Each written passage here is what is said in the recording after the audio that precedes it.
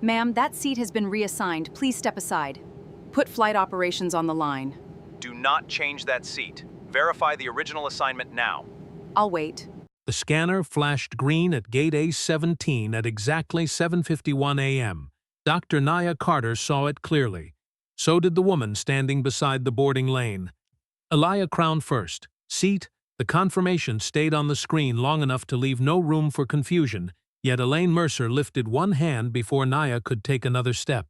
"Can I see your ID again?" Naya looked at her for half a beat. She had already shown identification at the Crown Lounge, again at the gate desk. Now, with the boarding scanner still glowing green between them, she reached into the front pocket of her worn leather laptop bag and handed over her license. She did it without sighing, without tightening her voice. Years of boardrooms had taught her something useful about moments like this. The person who remained calm often noticed more than the person trying to control the room. Elaine studied the license longer than the information required. Her eyes moved from the photograph to Naya's face, then down to the faded gray Howard University sweatshirt, dark pants, white sneakers, and bag softened at the handle from years of use. Naya knew that inventory. She had watched people perform it in hotel lobbies, executive elevators, private clubs, investor receptions. They rarely knew they were doing it. Sometimes that made it worse. A man hurried into the priority lane behind her, charcoal suit open at the collar, phone in one hand, expensive carry-on rolling behind him. Elaine looked up, and something in her expression changed before his boarding pass even reached the scanner. Recognition softened her face. The machine chimed green. "Good morning, Mr. Holloway." Elaine unhooked the rope and stepped aside. No second ID check, no pause over his clothes, no question about who had purchased his ticket. Grant Holloway gave her a distracted nod and walked past Naya toward the aircraft door, as though the lane had been waiting for him. Naya watched him go. Not because she knew who he was yet, because she knew exactly what had just happened. Elaine handed back the license but kept Naya's boarding pass. "There's been a seating adjustment." Naya's eyes dropped to the paper between Elaine's fingers. "My pass says 2A. "I know what it says." The answer came too quickly. Naya looked through the open aircraft door. First class began only a few yards away, bright under warm cabin lighting. She could see the front window seat from where she stood. Grant Holloway was settling into 2A. He removed his jacket, folded it across the empty seat beside him, opened his laptop, then reached for the coffee waiting near the console. He did not look like someone who had just been given another passenger's seat. He looked like someone returning to something that belonged to him. Naya turned back. "Why is he in my seat?" Elaine's mouth tightened almost invisibly. "Mr. Holloway is one of our priority corporate passengers. That wasn't my question." The air changed. Not dramatically. The terminal did not fall silent. Wheels still rattled across the floor. A gate announcement sounded somewhere behind them. But the people close enough to hear stopped pretending they were not listening. Elaine glanced toward the growing line, then back at Naya. "We're trying to accommodate a valued customer and keep boarding on schedule." Naya's expression remained level. "I'm a customer." Elaine shifted the boarding pass against her palm. "Of course." 2 words, polite enough to survive a complaint report, cold enough to say something else entirely. Naya had heard that tone before. The tone people used when paperwork forced them to acknowledge something their instincts had already rejected. She looked once more toward 2A. Holloway was typing now, unaware or uninterested in the conversation happening 10 yards behind him. Naya felt no rush of anger. What came instead was quieter. Recognition. A small, familiar pressure beneath the ribs. The same pressure she had felt years earlier when a receptionist assumed she was waiting for an interview rather than leading the acquisition meeting upstairs. She had learned not to feed those moments with outrage. Outrage let people change the subject. Facts did not. "Who authorized the adjustment?" she asked. Elaine's posture stiffened. "Mom, we can discuss your options once boarding is complete." Naya looked at the green scanner, then at her valid ticket still in Elaine's hand. "There shouldn't be options. There should be my seat." Elaine did not answer. 6 hours earlier, Naya Carter had signed a $5.8 billion agreement in a conference room in Charlotte. Nobody at Gate A17 knew the contract had anything to do with Aurelia Air. Nobody knew the woman being asked to wait outside Crown First had spent most of the night acquiring the company that controlled it, and Naya had no intention of telling them yet. At 1:45 in the morning, the 42nd floor of Harborline Global was still awake. Charlotte had gone mostly dark below the glass walls, but inside the conference room screens glowed, legal pads covered the table, and a row of untouched catered dinners had gone cold hours ago. 11 months of negotiations had come down to the last signature. Naya Carter sat at the far end of the table with a black pen in her hand and read the final page one more time. She had already read it 3 times. She trusted her lawyers. She trusted Daniel Price, Harborline's chief operating officer. She trusted the outside counsel who had spent the last 2 weeks sleeping in hotel rooms across the street. But Naya had built her company by understanding one simple rule. If your name was on the line, you read the line. She signed. The room did not erupt. Not at first. There was a second of stillness while everyone seemed to understand what had just happened. Then Daniel leaned back, exhaled, and laughed under his breath. That's it. Someone at the other end of the table clapped once. Then another person joined. One of the attorneys opened the bottle of champagne that had been sitting in an ice bucket since midnight. Harborline Global had just completed the purchase of Briarwood Aviation Group, parent company of Aurelia Air, for $5.8 billion. The transaction was legally closed, but the ownership change would remain confidential until Briarwood's scheduled 8:15 a.m. internal notice. The public announcement would follow once counsel cleared the release. Until then, the deal lived inside a narrow circle of executives, attorneys, board members, and bankers. Frontline employees knew nothing. Gate agents knew nothing. Cabin crews knew nothing. Most airport managers would arrive for work believing the same company still owned the badge clipped to their uniforms. Daniel poured champagne into 2 glasses and set one beside Nia.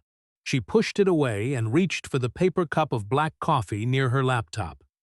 "You bought an airline and you're heading to the airport 3 hours later?" he asked. Nia took a sip. The coffee had gone lukewarm. That's the point.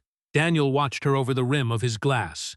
He was 46, sharp enough to know when she had already made up her mind and experienced enough not to waste time trying to change it.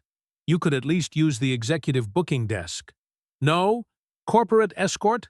No? Priority note? Nia looked at him. Daniel smiled faintly. I know, no. She had booked the ticket herself weeks earlier, before the closing date was certain. Crown First, Seat 2A. Her profile carried no executive marker, no internal handling request, no note telling employees to smile harder or check twice before making a mistake. Daniel folded his arms. You're testing them? I'm seeing them when they don't know they're being watched. The sentence landed more heavily than she intended. Nia looked toward the windows. The city lights blurred faintly against the glass. Due diligence had told them plenty about Aurelia. Passenger satisfaction scores, missed connection rates, loyalty churn, combination costs, complaint categories, internal investigations. Harborline's analysts had reviewed thousands of pages. Numbers had been sorted by route, airport, cabin class, employee group, cause code. Everything had a column. Everything had a percentage. Nia knew better than to confuse a spreadsheet with a culture. She was not flying to Newark only because of Aurelia. The next day marked 5 years since Marion Carter had died. Every year, Nia went to Montclair with 12 white tulips. Always 12. Her mother had once said roses looked like they were trying too hard. Tulips were cleaner, quieter. Marion liked things that did not need to announce themselves. Nia had never missed the visit, not during a financing crisis, not during Harborline's first major expansion, not after the year she spent more nights in hotels than at home. Daniel knew this, so he stopped joking. Cars downstairs at 4:30, he said. Your flowers are being held in Newark. Nia nodded. Thank you. He glanced at the closing documents spread across the table. You think you're going to learn something on one flight? Nia closed the folder in front of her. Maybe nothing. Then she stood and slipped her laptop into the worn leather bag beside her chair. Maybe enough. In the files Harborline had reviewed, Every complaint had arrived after something had already happened. A seat had been moved, a passenger had been questioned, a supervisor had made a call, a report had been written. By then, the choice had already been cleaned up into language that fit a system. What no spreadsheet showed was the first second, the glance, the assumption. The moment one person decided another person would be easier to inconvenience, Naya would see that part for herself before the morning was over. Naya was 13 the first time she understood that disappointment could sit beside you without making a sound. It was raining that afternoon, the kind of steady North Carolina rain that blurred parking lot lights into long yellow streaks across the windshield. She sat in the passenger seat of her mother's old Buick, outside an employee entrance, knees pulled slightly toward the dashboard, watching workers come and go beneath black umbrellas. Marion Carter had been inside for almost an hour. She had told Naya the meeting was about a promotion. Nothing dramatic. Just a conversation she had waited years to have. Naya remembered how carefully Marion had pressed her uniform that morning, how she had checked the small metal badge over her left chest twice before leaving the house. 24 years in the cabin. Thousands of flights. New hires trained under her. Passengers who remembered her name months later. Marion never talked about those things like they were proof she deserved anything. She simply believed good work should count for something. The employee door finally opened. Marion stepped out carrying no umbrella. Rain touched her hair and darkened the shoulders of her coat, but she did not hurry. She nodded to the security guard near the door, smiled at a colleague passing in the other direction, held herself exactly the way she always did when strangers were watching. Naya searched her face for the answer before Marion reached the car. She found nothing. Marion opened the driver's door, sat down, and closed it gently. The rain suddenly sounded louder against the roof. She placed her handbag on the floor. Then she reached up and removed the metal name badge from her uniform, Marion Carter. The letters caught a flash of parking lot light before she set it in the cup holder. Naya waited, 5 minutes, maybe more. Marion kept both hands on the steering wheel even though the engine was off. Her eyes stayed on the windshield. She did not cry. That somehow made the silence heavier. "Did you get it?" Naya finally asked. Marianne's fingers tightened once around the wheel. "No, one word. Clean." Naya looked down at the badge between them. "Who did?" Marianne exhaled through her nose. "A woman named Susan Hale." Naya knew the name. Marianne had mentioned her before. "The one you trained?" Marianne gave the smallest nod. That was the third time. The first rejection had come with talk about timing. The second with talk about management readiness. This one came after Marion had trained the person chosen over her for nearly 6 months. A week later, Marion requested the promotion criteria in writing. She did not accuse anyone. She asked questions. She wanted to know which standards had been used, how candidates had been scored, and why her evaluations never seemed to carry the same weight as the praise she received in person. The answers came in careful language. Leadership presence, customer fit, schedule requirements, words soft enough to survive a legal review. After that, things changed slowly. Marion lost the routes she liked. Her schedule grew less predictable. International trips disappeared. Weekend assignments became more frequent. Nothing happened loudly enough to point at. Nothing anyone could summarize in one ugly sentence. That was the part Nia remembered best. The unfairness did not arrive like a slammed door. It came as a series of small administrative choices, each one ordinary enough to defend by itself. Marion stayed a few more years. Then one morning she came home, placed the same badge on the kitchen table, and said she was done. Naya picked it up. The back had a thin scratch near the clasp from years of wear. "Why keep it?" she asked. Marion looked at her for a long moment. "My name was mine before the badge was theirs." Naya never forgot that sentence. After Marion died, the badge moved into the smallest pocket of Naya's leather laptop bag. She carried it through acquisitions, board votes, investor fights, airport security lines, and hotel check-ins. She almost never took it out. It was not a charm. It was not a symbol she showed people. It was simply there, close enough to touch when she needed to remember how easily institutions could turn judgment into procedure. That morning in Atlanta, she would be asked to prove her name 3 separate times by people working for an airline that did not yet know she controlled it. And before the morning ended, Marion Carter's old badge would come out of the bag for the first time in years. At 6:43 a.m., the Aurelia Crown Lounge was quieter than the terminal outside it. The carpet softened every footstep. Low amber lights ran beneath the reception desk, and somewhere beyond the frosted glass wall, an espresso machine hissed in short bursts. Naya joined the small line at the entrance with her laptop bag resting against one leg. The man ahead of her wore a Navy college hoodie, running shorts, and gray sneakers. He looked half awake. Brooke Hanley, the lounge attendant, scanned his boarding pass and smiled before the machine had finished chiming. "Enjoy the lounge, sir." He thanked her and walked inside. Nia stepped forward. Brooke's eyes reached her sweatshirt first. Howard University faded from years of washing, then the old leather bag, then her face. The pause lasted no more than a second. But Naya had spent enough time in rooms where people made fast decisions to know how much could happen inside 1 second. Brooke offered a polite smile. "Are you meeting someone inside?" Naya looked at her. "No." Brooke nodded toward the terminal behind her. "General seating is downstairs near the main concourse." Nia did not move. She took out her boarding pass and placed it flat on the counter. Brooke glanced down. Her smile disappeared. "Aurelia Crown first.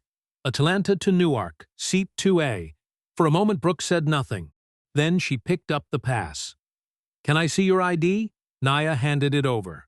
Brooke checked the photograph, then Naya's face, then the name on the ticket. "Dr. Carter?"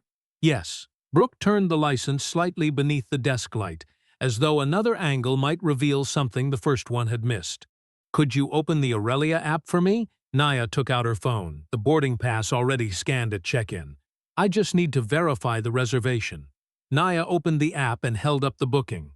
Brooke leaned closer. "Crown first. Seat 2A. Paid. Confirmed." The same information appeared for the third time in less than a minute. Naya watched Brooke's face instead of the screen. There was no open hostility there, no smirk, no pleasure. That mattered. Brooke looked nervous now, as if she had started down a path and no longer knew how to step off it without admitting why she had taken it. "Was this ticket purchased for you?" she asked. Nayatia's thumb went still against the side of her phone. "It was purchased by me." Brooke's eyes lifted. Something passed through them then, recognition perhaps. Not recognition of Nia, but of the question itself, of how it sounded once spoken aloud. "Okay," she said quickly. She placed the ID on the counter. No apology followed. Behind Nia, a man shifted his briefcase from one hand to the other. "Is there another line?" he asked. "Some of us have flights." Brooke turned toward him immediately. "I'm sorry, sir, this will only take a moment." Nia heard the apology. She looked down at Brooke's name badge, Brooke Hanley. She committed it to memory without making a show of it. Then she took back her documents. "Am I cleared to enter now?" Brooke swallowed. "Yes, of course, of course." The phrase carried an odd weight after everything that had come before it. Naya walked past the desk and into the lounge. She chose a chair near the windows overlooking the ramp, set her bag beside her, and watched ground crews move beneath the aircraft in reflective vests. She did not call Daniel. She did not open a complaint. She did not decide Brooke Hanley was a racist because of one encounter. Naya distrusted conclusions made too quickly. That was part of the reason she had built Harborline the way she had. One bad question could come from poor training. A second could come from an assumption someone had never examined. The real danger began when an assumption acquired authority, when a glance became a rule, when a doubt became a system entry, when one person's instinct was accepted by the next person simply because it arrived wearing a uniform. She opened her laptop but did not read the first email. Her eyes drifted back to the reception desk. Another passenger approached. White man, baseball cap, rumpled sweatshirt, coffee in hand. Brooke scanned his pass. He walked through without showing anything else. Nia looked away. She did not need another example. Not yet. A little over an hour later, at Gate A17, someone would make the same judgment with more authority and higher stakes. No one would ask whether Nia was meeting someone inside. The words would change. The assumption would not. People who fly this cabin regularly understand how these things work. And this time, the assumption would no longer stop at a question. Grant Holloway arrived at Gate A17 with the confidence of a man who had spent years discovering that inconvenience usually moved when he asked it to. He was 55, founder of Holloway Ridge Partners, and one of Aurelia Air's most profitable corporate travelers.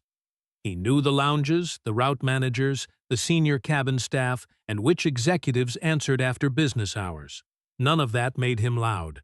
Grant had learned long ago that people with enough status rarely needed to shout.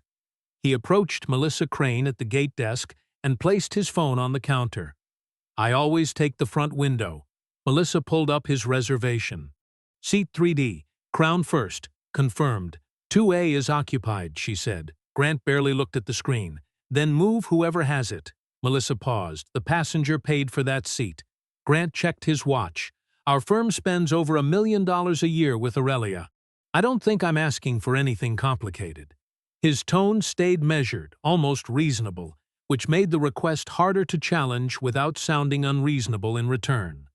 Melissa had worked airline operations long enough to recognize that kind of pressure. It rarely arrived as a threat. It arrived as a reminder of value. She checked 2A again. "Nia Carter. No irregularity. No seat change request. No upgrade from another cabin. Confirmed weeks ago." "Your assigned seat is 3D, Melissa said. "It's still crown first." Grant looked at her then, not angry yet, just surprised that the first answer had survived a second sentence. "Melissa, I fly this route twice a month." "I know. Then you know where I sit." Before Melissa could answer, Elaine Mercer came through the aircraft door carrying a service tablet. Grant's face softened immediately. "Elaine, Mr. Holloway." Elaine already knew the problem from his expression. Melissa turned the screen toward her. "He's in 3D. 2A belongs to Nia Carter." Elaine opened the passenger profile. Her eyes moved quickly through the fields. No celebrity flag. No corporate travel agreement she recognized.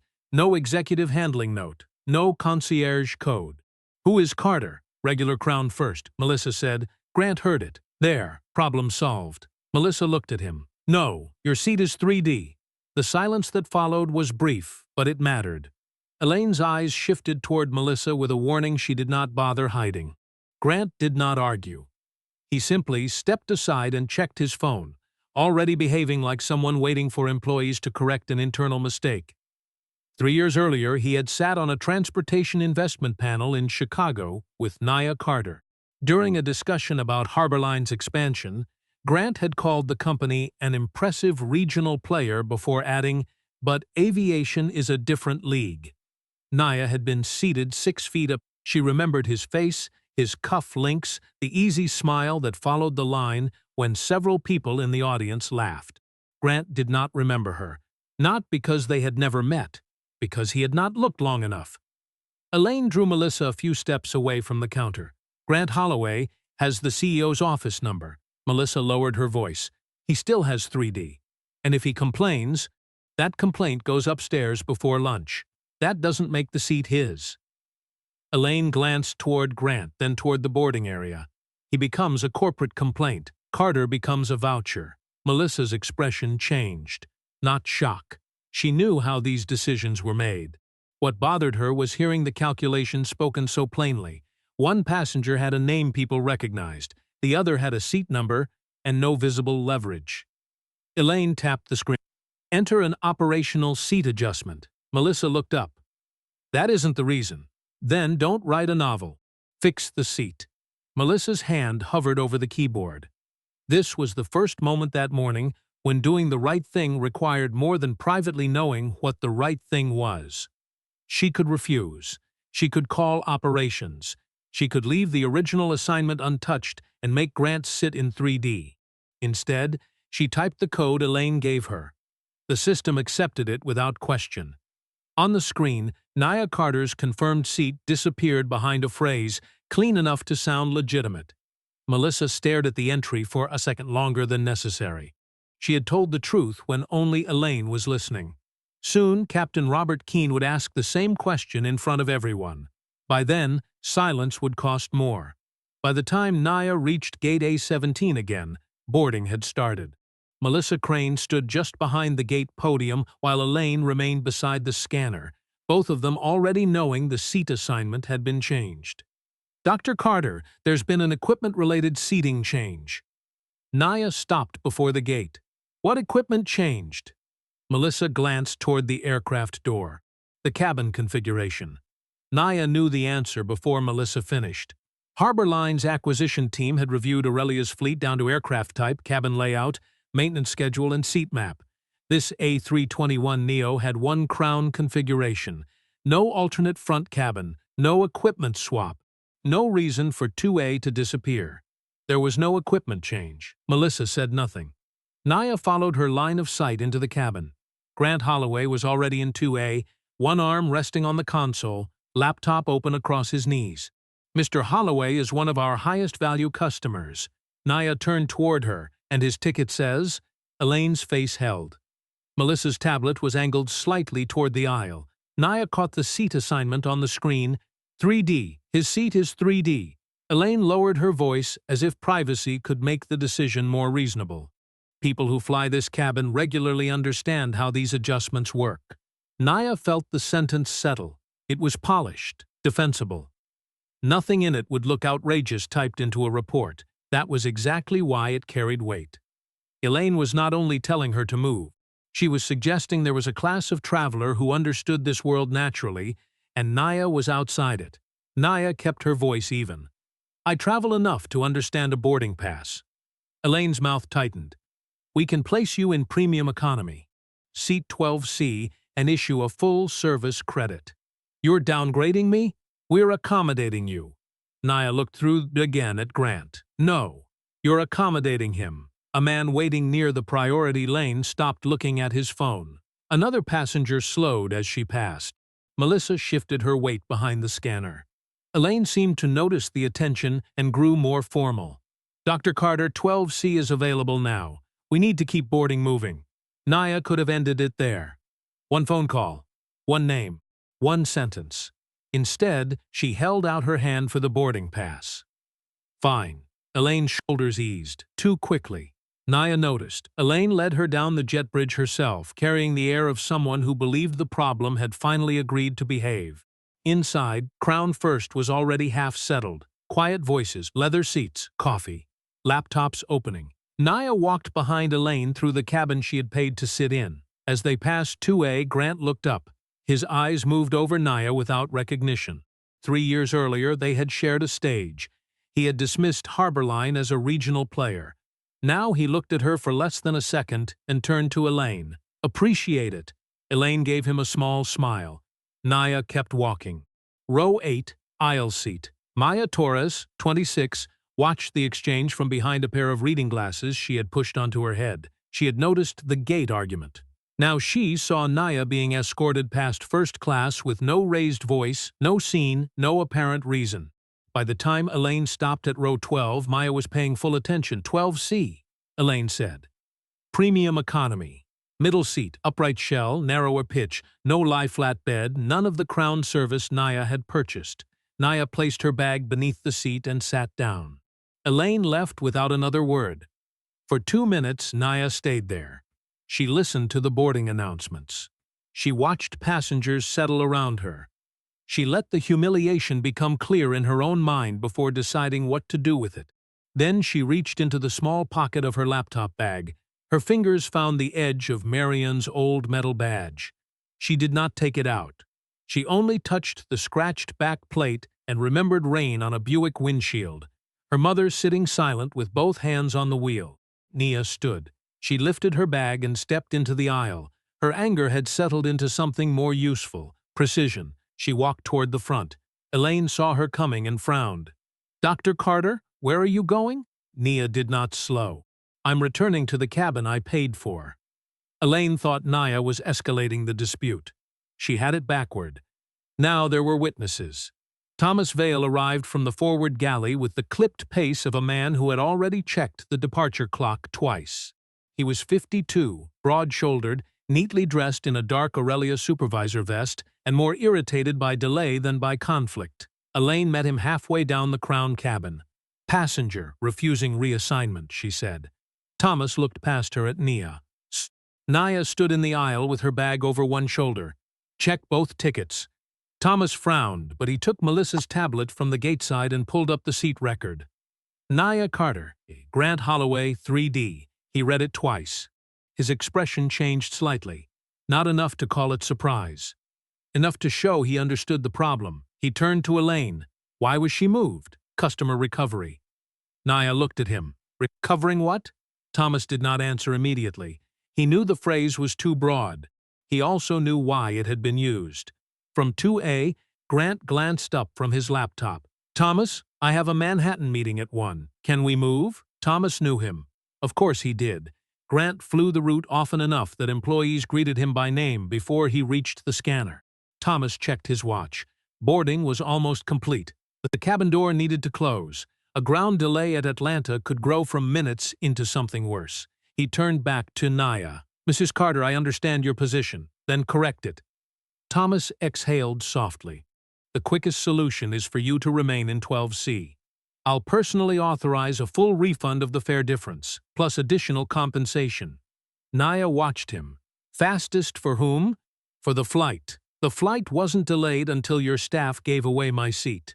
Thomas's jaw tightened. That was the part he did not want named.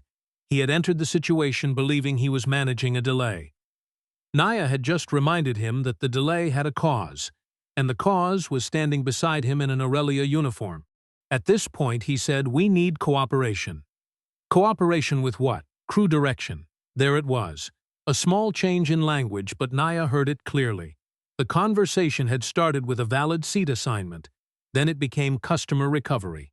Now it was crew direction. Each phrase moved the original decision farther from view. Maya Torres had her phone out by then, held low at first, camera facing forward. Thomas noticed the lens. His posture became stiffer. Mrs. Carter, continuing this discussion in the aisle, is making the situation more disruptive. Maya spoke before Nia could answer. She hasn't raised her voice. Thomas turned. Mom, please stay out of this. Maya's hand stayed steady. I'm telling you what I saw. A few passengers shifted in their seats. Nobody spoke, but Thomas could feel the cabin paying attention. That made him more eager to end it, not less. Naya looked at the tablet in his hand. Document why I was moved. Thomas blinked. Excuse me? Write the actual reason. Grant Holloway wanted 2A. He had 3D. Your staff moved me instead. We don't document customer disputes that way. Then how will you document this? Thomas said nothing. Naya continued. Will the record say I refused a crew instruction? His eyes narrowed. If you refuse one, yes. And will it say why the instruction existed? Thomas's mouth opened, then closed. That was the problem. Once the event entered the system, the words would be clean. Passenger refused reassignment. Passenger disrupted boarding. Passenger failed to cooperate. The choice that created the refusal could disappear behind the category used to describe what came after it. Thomas knew the seat change was wrong. Naya could see that now. He was not defending the logic. He was defending the speed of ending the argument. Miss Carter, he said, quieter this time, I'm trying to get everyone to Newark. So am I. Then take 12C. No. The answer was calm. Final. Thomas stared at her for a moment, then reached for the service phone. Elaine's shoulders loosened beside him, relieved that the decision was moving upward. Thomas pressed the call button for the cockpit. He still believed the problem could be contained if someone with more authority gave the same instruction. What he did not understand yet was that every person who repeated the decision was becoming part of it. Captain Robert Keene stepped out of the cockpit at 8:09 a.m. with the controlled expression of a man used to walking into problems after someone else had already named them for him. He was 58, silver at the temples, 4 gold stripes clean against his shoulders. Thomas met him first. Passenger refusing crew instruction after reassignment. Robert's eyes moved to Nia.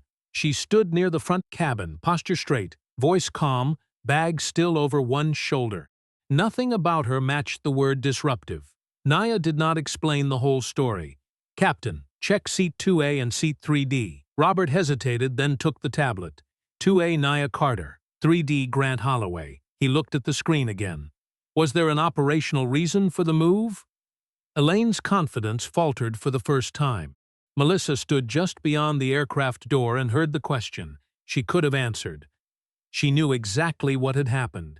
Instead, she stayed silent. Elaine finally said, "Mr. Holloway is a major corporate client." Robert understood. For a moment, the cabin seemed to loosen. Maya lowered her phone half an inch. Thomas glanced toward Elaine. Even Naya thought Robert might end it. He looked at Grant, then at the boarding clock. "Messrs. Carter, take 12C and we'll review this after arrival." Naya stared at him. "You just confirmed 2A is mine." Robert handed the tablet back to Thomas. At this point, the seat is no longer the issue. It became the issue because nobody corrected it. His jaw tightened. The issue now is whether you follow crew direction. Naya kept her hands still at her sides. "I haven't threatened anyone. I haven't raised my voice. I haven't blocked the aisle." Maya spoke from behind her phone. "She hasn't." Robert turned sharply. "Mom, please stop interfering." Maya held his gaze. "I'm telling you what happened." Robert ignored her and looked back at Nia. He wanted a clean ending. Sit in 12C, close the door, file a report later. Nia could see the calculation. "Mr. Holloway was believed without the correct seat," she said. "I've been questioned 3 times with the correct one." Robert said nothing. "Explain the difference." Elaine answered before he could. "This is not about race." Nia turned toward her. The cabin went still.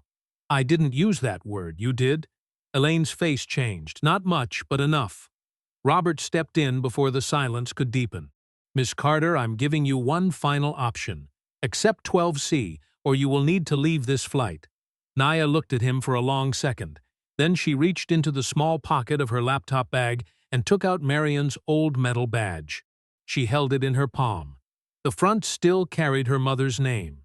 The back still had the thin scratch Nia remembered from the Buick, rain sliding down the windshield while Marion sat in silence after losing the promotion.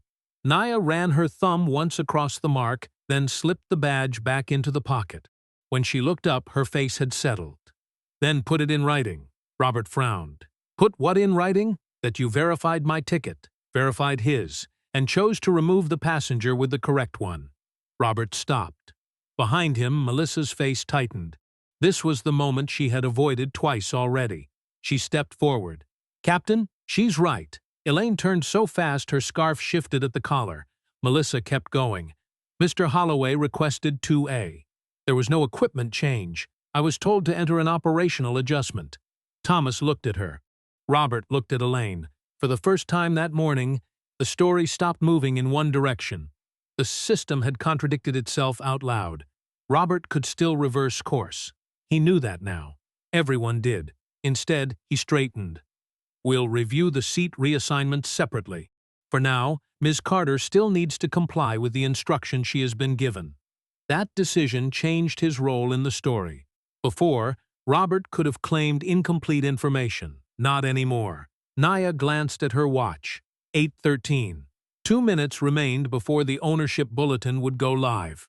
She said nothing about Harborline, nothing about Briarwood, nothing about who would soon appear at the top of Aurelia's internal systems. The truth would arrive without her announcing it, and when it did, it would come in layers, each one removing another excuse. Nia took out her phone at 8:14 a.m. and called Daniel Price. He answered on the first ring. "Nia," he heard her tone and stopped whatever he was doing. "Daniel. Flight 417. A short pause. "What happened?" Nia kept her eyes on Robert Keane. "Place this departure on administrative hold. Preserve all seat history, gate audio, cabin reports, tablet entries, and crew communications." Robert frowned. "You can't hold this flight." Nia lowered the phone slightly. "We'll know in a moment." Thomas gave Elaine a quick look. Grant leaned back in 2A and let out a small, humorless laugh. "This is getting ridiculous." Nia turned toward him. For the first time that morning, she studied his face long enough for memory to settle into place. "We've met before." Grant's smile faded. "I don't think so. Chicago. Aviation Capital Forum." 3 years ago, he looked at her again. This time, he actually looked. The sweatshirt disappeared from his attention. So did the sneakers. He saw the face from the stage, the woman seated 2 chairs away when he had called Harborline a regional company that did not belong in aviation. Recognition moved across him slowly. "Carter." Nia said nothing. Grant sat straighter. Thomas noticed. Elaine did too, but neither understood why his confidence had changed. Then Robert's operations tablet chimed. One clear electronic tone. He glanced down. A new red banner had appeared across the top of the screen. Ownership transition active. Brarwood Aviation Group, Harbor Line Global. Robert's thumb stopped above the display. Thomas pulled out his phone. A company bulletin had landed in his inbox at the same moment. He opened it. His face emptied. Incoming Executive Chair and CEO, Dr. Naya Carter. Melissa saw his expression before she saw the message. Then she looked at Naya. Elaine shook her head once, almost automatically, as if the facts had arrived in the wrong order. That doesn't mean... The gate phone rang. Melissa answered. She listened for less than 5 seconds before holding it toward Robert. Captain, Corporate Legal. Robert took the receiver. His posture changed while he listened. Yes. Another pause. Understood. He lowered the phone. The color had gone from his face. The voice on the other end was still audible through the receiver. Captain Keene, do not close the aircraft door. Flight 410 is under executive administrative hold. The cabin was silent now, not because anyone had been asked to be quiet, because every explanation offered over the last 20 minutes had just collapsed at once. Mrs. Carter, if we had known. Naya's expression did not change. That is exactly the problem. Elaine swallowed. Naya continued, still calm. You should not have needed to know. We were protecting a valuable customer. You had 2 paying customers. Naya glanced toward Grant. You decided only one looked valuable. Grant stood halfway from his seat. I didn't know who you were. Naya looked at him. Neither did they. That ended whatever defense he had been preparing. Naya raised the phone again. Daniel was still on the line. Elaine Mercer and Thomas Vale are removed from active duty pending independent review. Captain Keene is relieved from this departure pending operations and safety review. Melissa Crane stays to provide a full statement. Preserve everything, Daniel answered simply. Done. The consequences appeared without theater. An airport reserve cabin manager stepped through the aircraft door, carrying a fresh service tablet. Elaine stared at her own device for a second, then unclipped it from her belt and handed it over. Thomas opened the crew app on his phone. His active duty status had already been suspended, and the flight assignment disappeared from his screen. He stared at it for a moment, then locked the phone. Robert returned to the cockpit and emerged with the aircraft log. An airport reserve captain met him at the door. Robert handed over the book without speaking. Grant closed his laptop. He gathered his jacket and moved from 2A to 3D, the seat that had been his from the beginning. Naya watched him go, but did not take the seat immediately. She waited while the relief crew checked the cabin and reset the departure. Only then did she sit in 2A. Maya was still recording from farther back. Naya caught her eye. Keep the original file. Maya nodded. Naya did not ask her to post it. Evidence mattered before publicity. Flight 410 finally pushed back 22 minutes late. By then, the seat dispute looked finished. It was not.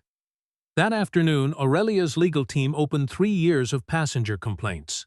What they found made Elaine Mercer look less like the source of the problem and more like the place where an old pattern had finally become impossible to ignore. Naya did not hold a press conference when Flight 410 landed. She did not post Maya's video. She did not ask communications to turn the incident into a statement about leadership.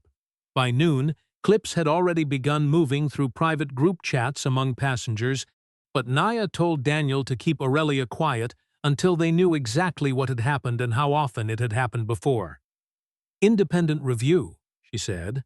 3 years, seat changes, forced downgrades, premium disputes, security escalations, complaint wording, discretionary treatment. I want the original records, not summaries. What came back over the next several weeks was worse than one bad morning. Investigators found 6 significant complaints tied to Elaine Mercer. 4 followed the same pattern.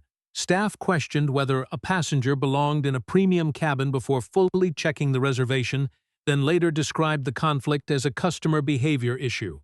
Thomas Vale appeared in a different set of records. He had repeatedly approved operational adjustments when high-value corporate passengers wanted seats already assigned to someone else. The language made each case sound neutral. The decisions were not. Robert Keene had no comparable pattern in his file. His failure was more specific and, in Naya's view, more instructive. On Flight 417, Robert had been given the correct seat assignments. He had heard Melissa admit there was no equipment change. He knew Grant had requested Naya's seat. He still chose authority over correction. Melissa received formal discipline for entering a false operational reason. She kept her job because the review also showed she had objected before complying, corrected the record in front of the captain, and gave investigators every message and note she had kept. Brooke Hanley stayed too. Her lounge interaction was treated as a training failure that required coaching, not proof of deliberate misconduct.